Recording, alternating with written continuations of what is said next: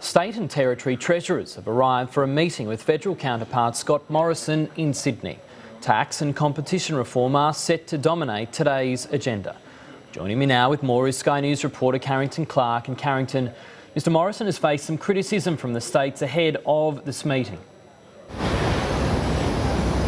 Good morning to you, Cam. That is right. On the way into today's meeting, we had both the Northern Territory and South Australian Treasurers. Now, it should be pointed out that they represent both sides of the aisle. We've got a Conservative government in the Northern Territory and a Labor government in South Australia, but both were scathing in their assessment of Scott Morrison and his commentary in the lead up to today's meeting.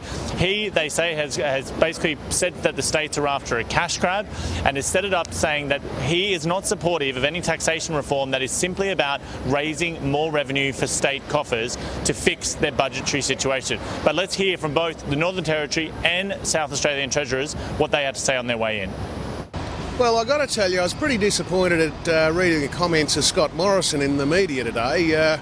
I think it really draws into question his ability to be Treasurer into the future. The fact is, I think every Treasurer from around the country's come here looking at reform, and to see the federal Treasurer sort of let it devolve into a discussion about a tax grab, I think is extraordinarily disappointing. I thought Scott Morrison was someone who's prepared to talk with the states and try and find a new way of doing politics, but it's the same old Abbott line, the same old line about they'll make cuts, you increase your own taxes to pay for their cuts. It's not going to happen. I'm not going to go back to South Australia and increase land tax and stamp duties and business taxes to pay for Scott Morrison's cuts. It's not going to happen. Scott Morrison did have some support from the local Treasurer here in New South Wales, Treasurer Gladys Berejiklian.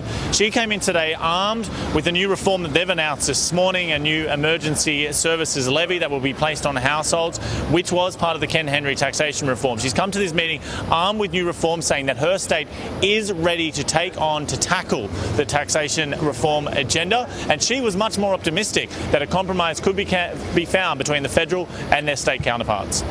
Absolutely confident we can move forward, and of course the states and New South Wales in particular will be arguing our case to reduce the fiscal gap. I don't think any of the states would argue against that. We appreciate we've got a huge burden in front of us because of cuts that were made previously, and our job is to recoup those, and certainly we're looking forward to a broader discussion of reform, but we don't want to see the fiscal gap issue put to the side. We want to address that front and centre.